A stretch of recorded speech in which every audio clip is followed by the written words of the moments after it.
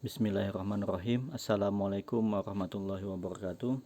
Alhamdulillahirrabbilalamin. Assalatu wassalamu ala asrofil anbiya'i wal mursalin Sayyidina wal maulana Muhammadin wa ala alihi wa sahbihi ajma'in, amma ba'du. Pada kesempatan kali ini kita akan membahas mengenai materi tentang etika pedoman perilaku hakim dalam mata kuliah etika profesi hukum.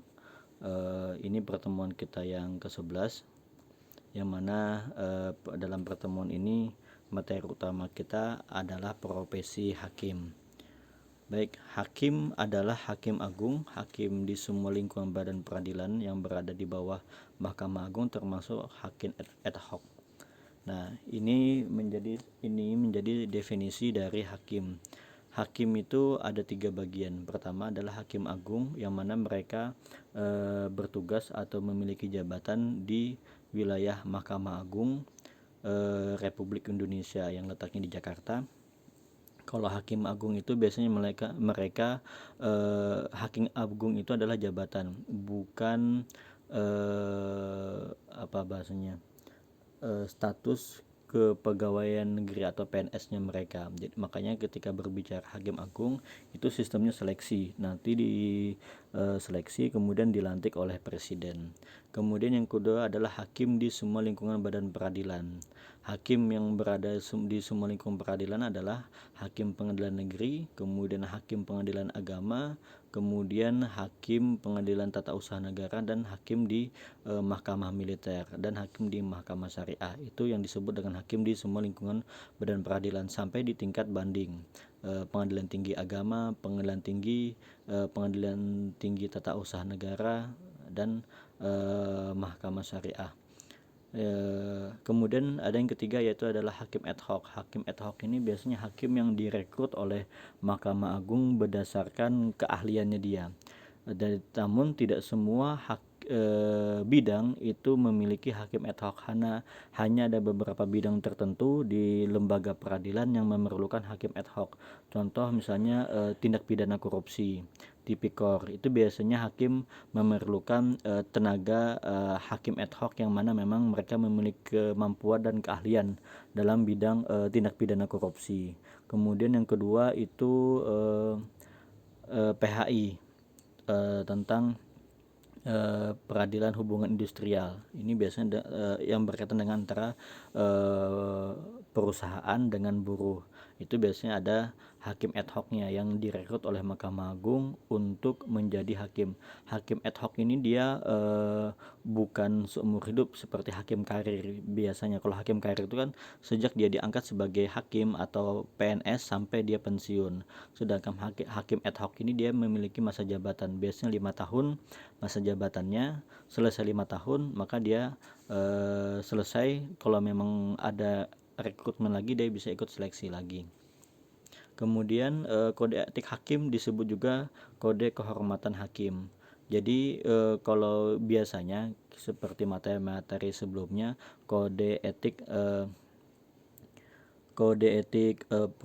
profesi advokat disebut dan kode etik advokat. Kemudian kode etik notaris. Nah, kalau hakim itu dia kode etik pedoman perilaku hakim. Makanya disebut dengan KEPPH. Kode etik kode etik dan pedoman perilaku hakim. Itu dalam penyebutannya untuk kode etik di wilayah hakim. Hakim juga adalah pejabat yang melaksanakan tugas kekuasaan kehakiman yang syarat dan tata cara pengangkatan, pemberhentian, dan pelaksanaan tugasnya ditentukan oleh undang-undang. Nah, ini yang kita sebut di awal tadi, ada hakim agung, hakim di semua lembaga peradilan di bawah Mahkamah Agung, dan hakim ad hoc. Masing-masing memiliki tata cara dalam perekrutan, pengangkatan, pemberhentiannya. Itu berdasarkan nanti diatur oleh undang-undang. Kemudian regulasi kode etik kode etik dan pedoman perilaku hakim ini dibuat berdasarkan keputusan bersama Ketua Mahkamah Agung Republik Indonesia dan Komisi Yudisial nomor 047/KMA/SKB/2019 -02/SKB P titik KY titik Romawi 4 garis miring 2009 tanggal 8 April 2009. Jadi regulasi kode etik pedoman perilaku hakim ini dibuat berdasarkan kesepakatan bersama antara lembaga tinggi negara yaitu Mahkamah Agung dan Komisi Yudisial. Mahkamah Agung yang menaungi hakim-hakim para hakim yang ada di Mahkamah Agung. Komisi Yudisial adalah lembaga yang melakukan pengawasan terhadap perilaku hakim. Nah, jadi makanya perlu dibikin surat keputusan bersama. Nah, berbeda ya dengan profesi lain seperti advokat, notaris, jaksa segala macam. Untuk pengawasan kode etik segala macamnya itu perilaku profesi tersebut itu di bawah satu organisasi atau di bawah satu lembaga. Seperti Jaksa Agung, dia yang mengawasi adalah Dewan Pengawas Jaksa Agung. Kemudian untuk notaris itu di Ikatan Notaris Indonesia, sedangkan advokat itu di internal organisasi advokat yang melakukan pengawasan. Nah, untuk hakim itu pengawasannya memang ada Dewan Pengawas di internal Mahkamah Agung, tapi ada juga keterlibatan KY di situ untuk melakukan pengawasan etika dan perilaku hakim. Makanya untuk merumuskan kode etik hakim itu harus ada keputusan bersama antara KY dan MA Mahkamah Agung. Dan sistemnya kan berbeda.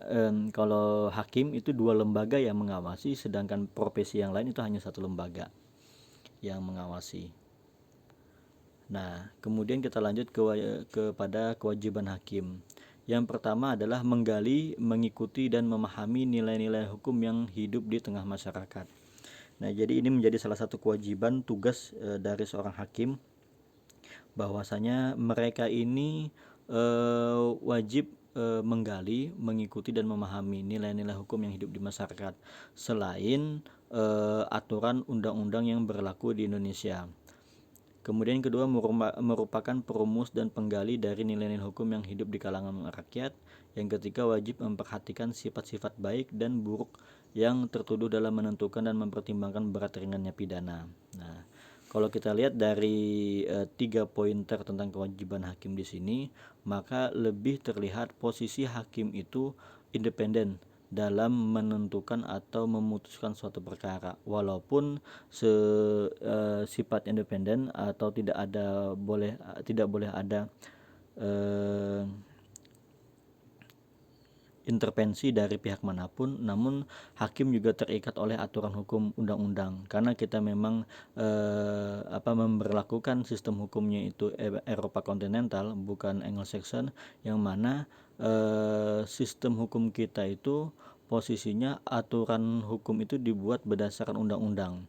Nah, berbeda dengan Anglo-Saxon yang berlakukan di Amerika, yang posisinya regulasi itu atau sistem hukum itu muncul berdasarkan keputusan hakim atau jurisprudensi. Jadi putusan hakim yang sekarang ini bisa menjadi aturan hukum yang itu diikuti oleh hakim selanjutnya di kemudian hari. Nah, kalau di Indonesia itu lebih menguatkan kepada sistem hukum yang memberlakukan undang-undang. Jadi hakim itu harus tunduk dengan aturan undang-undang yang berlaku di Indonesia. Untuk jurisprudensi itu tidak wajib. Hakim boleh mengikuti jurisprudensi atau putusan hakim sebelumnya.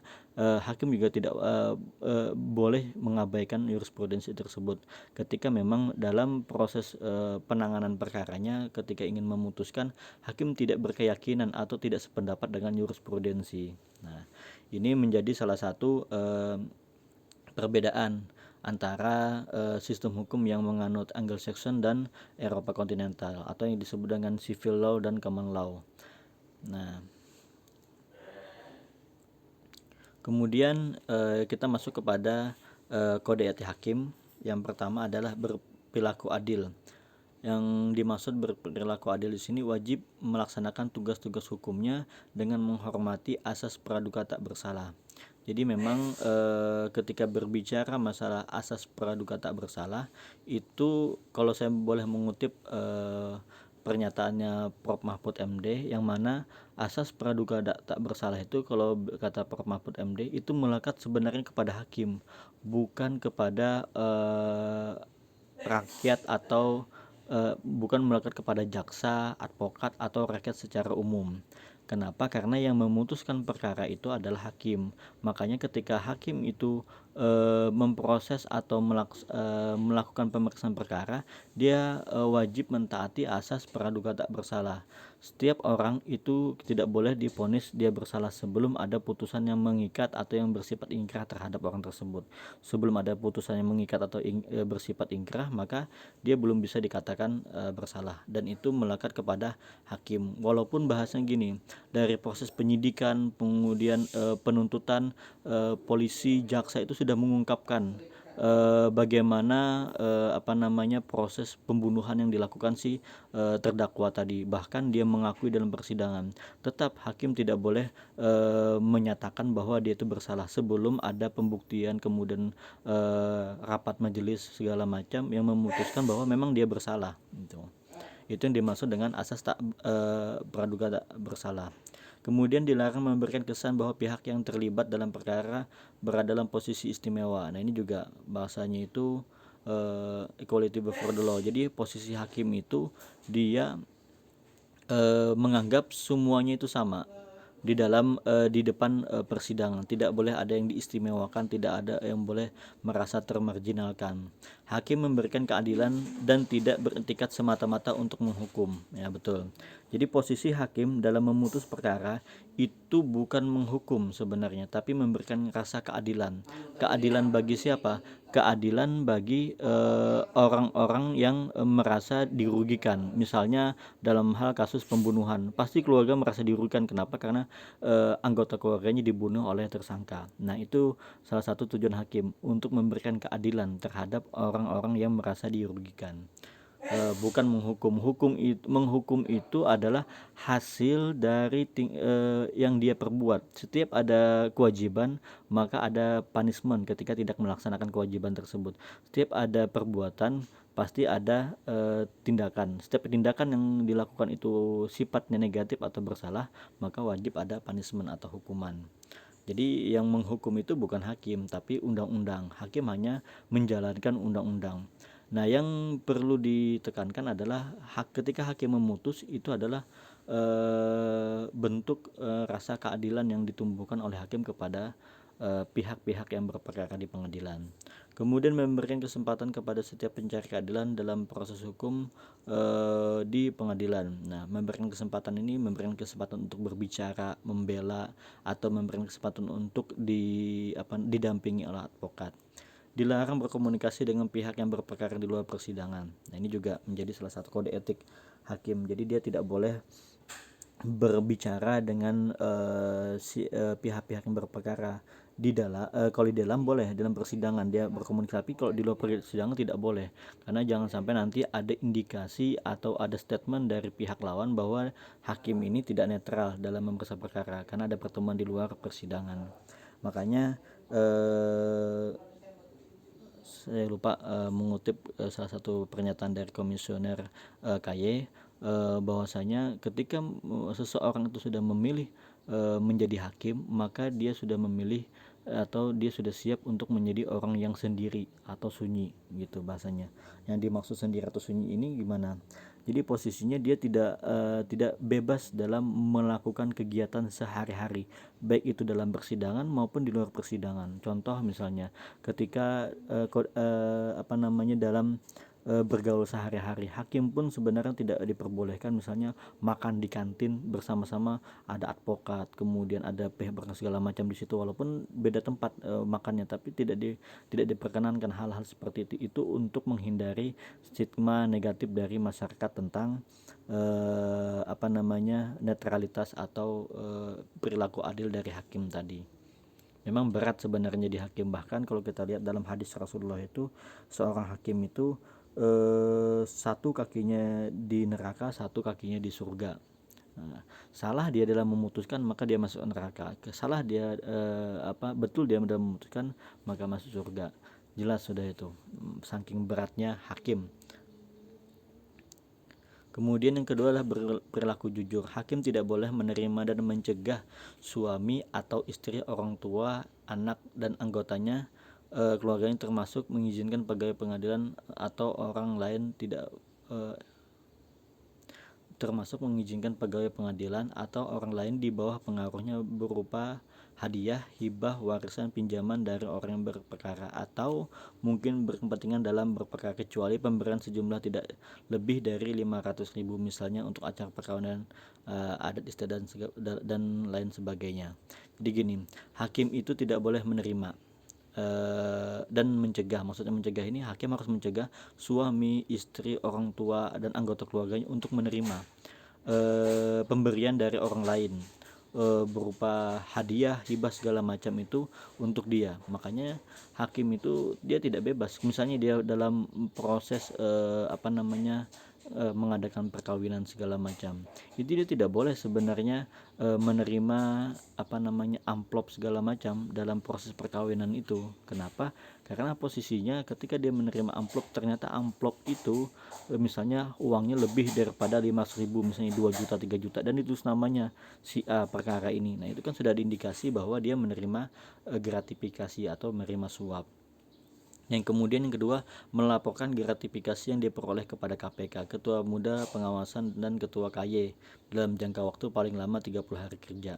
Jadi misalnya kayak tadi acara nikahan segala macam, ternyata ada yang memberi amplop kepada hakim itu, hadiah bentuknya, bukan tidak ada tujuan untuk berperkara segala macam, tapi nilainya itu lebih daripada 500.000, misalnya 3 juta, 4 juta, 5 juta. Itu hakim wajib melaporkan karena itu masuk dalam ranah gratifikasi. Hakim wajib melaporkan ke KPK, ke Ketua Muda Pengawasan di Mahkamah Agung dan Ketua KY. Paling lama itu 30 hari kerja atau 1 bulan. Kemudian yang ketiga adalah hakim itu wajib berperilaku arif dan bijaksana. Dilarang mengadili perkara di mana anggota keluarga sebagai kuasa atau sebagai pihak yang memiliki kepentingan.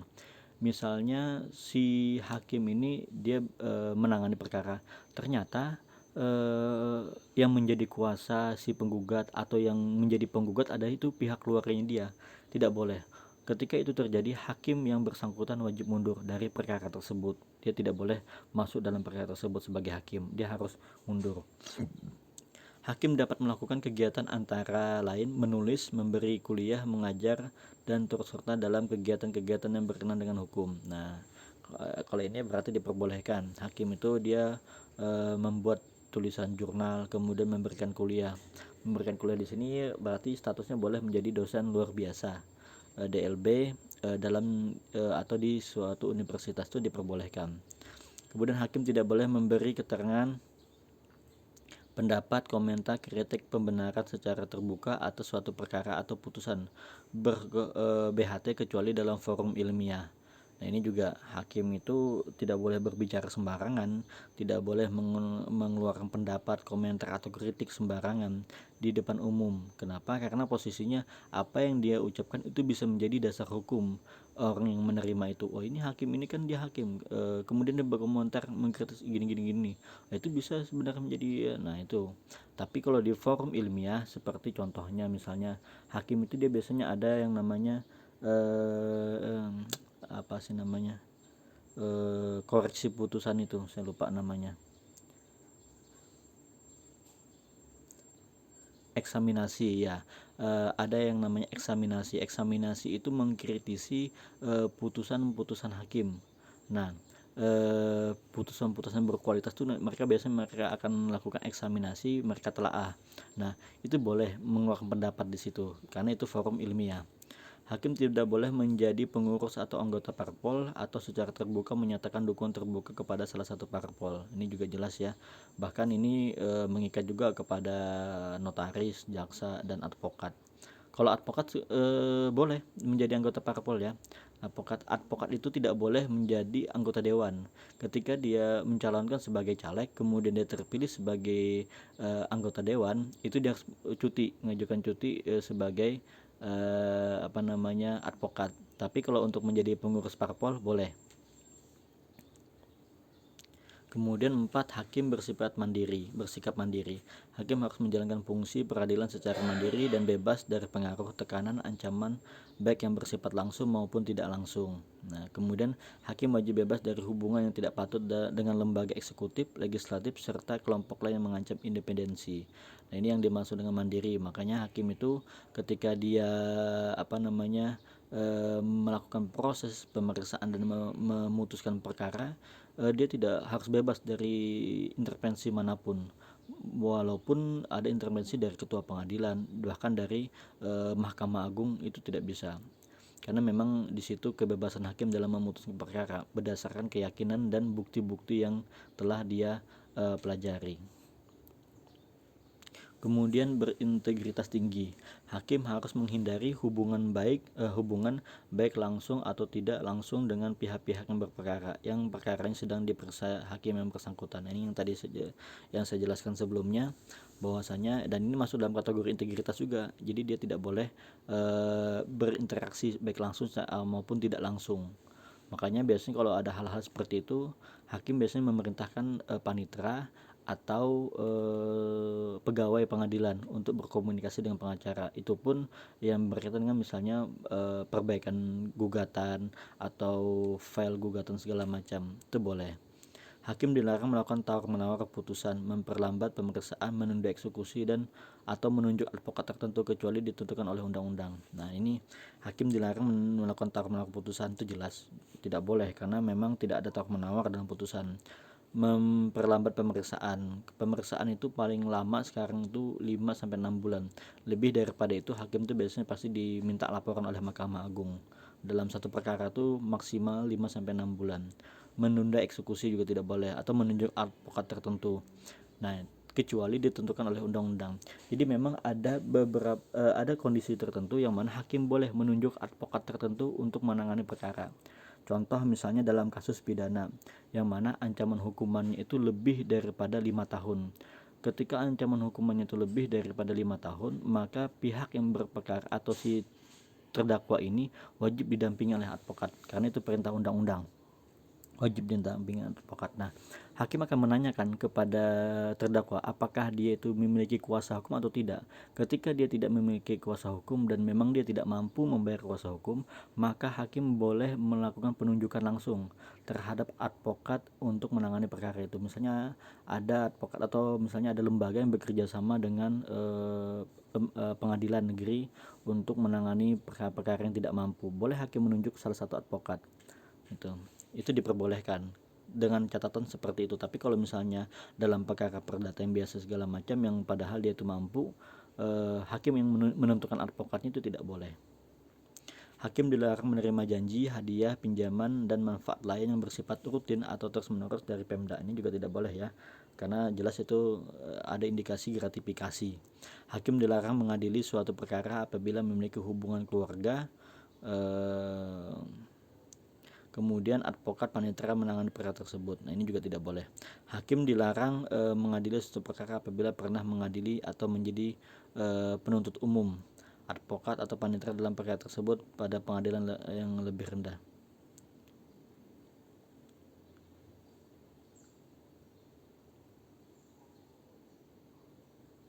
Ini gimana ya maksudnya? Hakim dilarang mengadili suatu perkara apabila pernah mengadili atau menjadi penuntut umum, advokat atau panitera dalam perkara tersebut pada pengadilannya. Contohnya seperti ini. Dia pertama profesinya adalah penuntut umum atau advokat atau panitera misalnya. Kemudian dia ikut tes hakim, lulus tes hakim. Nah, perkara itu masih berjalan ketika dia tes hakim. Nah, kemudian masuk dalam ranah peradilan, dia yang ditugaskan oleh ketua pengadilan untuk menangani perkara tersebut. Nah, itu tidak diperbolehkan. Kenapa? Karena dia dulunya advokat untuk perkara tersebut, dia dulunya penuntut umum untuk perkara tersebut, tapi sekarang dia sebagai hakimnya dalam perkara tersebut, itu tidak dapat diperbolehkan, dia wajib mundur dari perkara tersebut. 6 adalah bertanggung jawab. Hakim dilarang menyalahgunakan jabatan untuk kepentingan pribadi, keluarga, atau pihak lainnya. Hakim dilarang mengungkapkan atau menggunakan informasi yang bersifat rahasia yang didapat dari jabatannya. Ini jelas ya, tidak boleh sama sekali. Menjunjung tinggi harga diri. Yang ketujuh, hakim dilarang terlibat dalam transaksi keuangan dan transaksi usaha yang berpotensi memanfaatkan posisi sebagai hakim. Nah, ini maksudnya hakim itu tidak boleh double job. Maksudnya double job itu satu sisi dia sebagai pengusaha, di sisi lain dia sebagai hakim. Itu tidak boleh. Makanya hakim itu memang murni hakim. Makanya jangan heran kalau gaji hakim itu tinggi-tinggi. Paling rendah itu 10 biasanya kalau hakim awal itu. Kalau ketua pengadilan agama kelas 1 itu 25-an sampai 35-an. Kemudian Mahkamah Agung itu sudah ratusan gaji satu bulannya. Hakim dilarang menjadi advokat atau pekerjaan lain yang berhubungan dengan perkara kecuali memberi nasihat hukum cuma-cuma untuk anggota keluarga atau teman sesama hakim. Nah, ini jadi hakim tidak boleh ya menjadi advokat, karena kalau dia jadi advokat dia harus pensiun dini untuk hakim.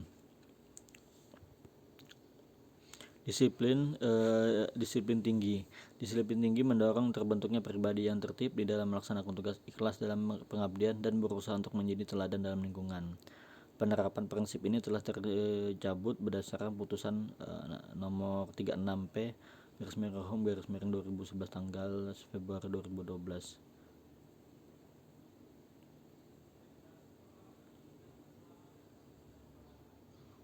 Berarti disiplin tinggi ini tidak ada lagi dalam SKB surat keputusan bersama antara Mahkamah Agung dan KY tahun 2009 tuh, karena sudah ada putusan nomor 36P/Hum 2011 tanggal 9 Februari 2012.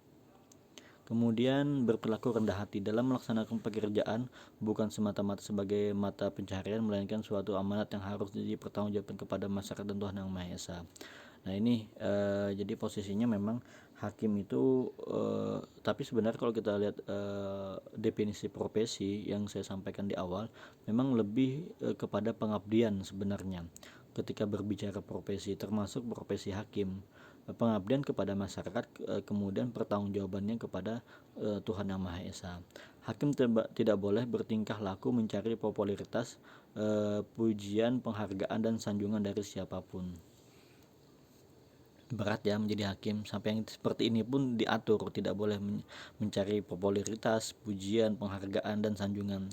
Walaupun itu pasti ada contoh seperti Albertina Ho, yang mana dia memvonis saya lupa perkara siapa kemarin Albertina Ho ini, kalau saya Gayus Tambunan ya, sama Artijo Alkostar. Nah, itu kan dua hakim yang luar biasa. Kalau Albertina Ho ini sekarang Dewan Pengawas KPK kalau tidak salah, beliau menduduki jabatan itu. Nah, ini kan hakim-hakim yang memiliki integritas, kemudian kemandirian dalam memutus perkara. Secara tidak langsung akhirnya mereka jadi populer di kalangan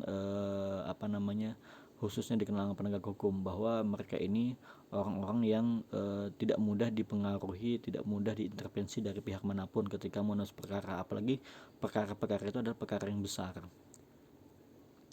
Kemudian 10, bersikap profesional. Sikap profesional akan mendorong terbentuk pribadi yang menjaga dan mempertahankan mutu pekerjaan, meningkatkan pengetahuan dan kinerja sehingga tercapai mutu hasil pekerjaan serta efektivitas dan efisien.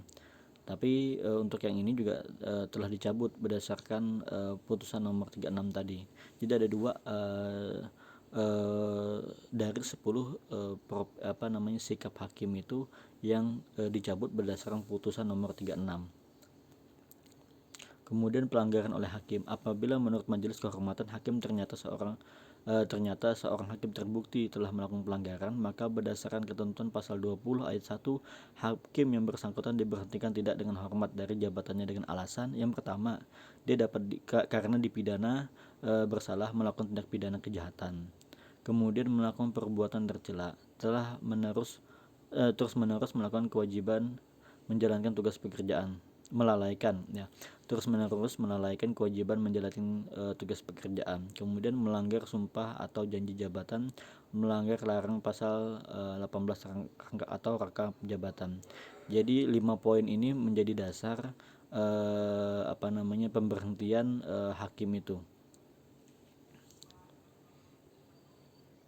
Baik, mungkin ini materi dari saya mengenai kode etik dan pedoman perilaku hakim dalam mata kuliah Profesi Hukum. Setelah ini harapan saya kita ada diskusi antara saya dan teman-teman. Saya akhiri, wallahu muwaffiq. Wassalamualaikum warahmatullahi wabarakatuh.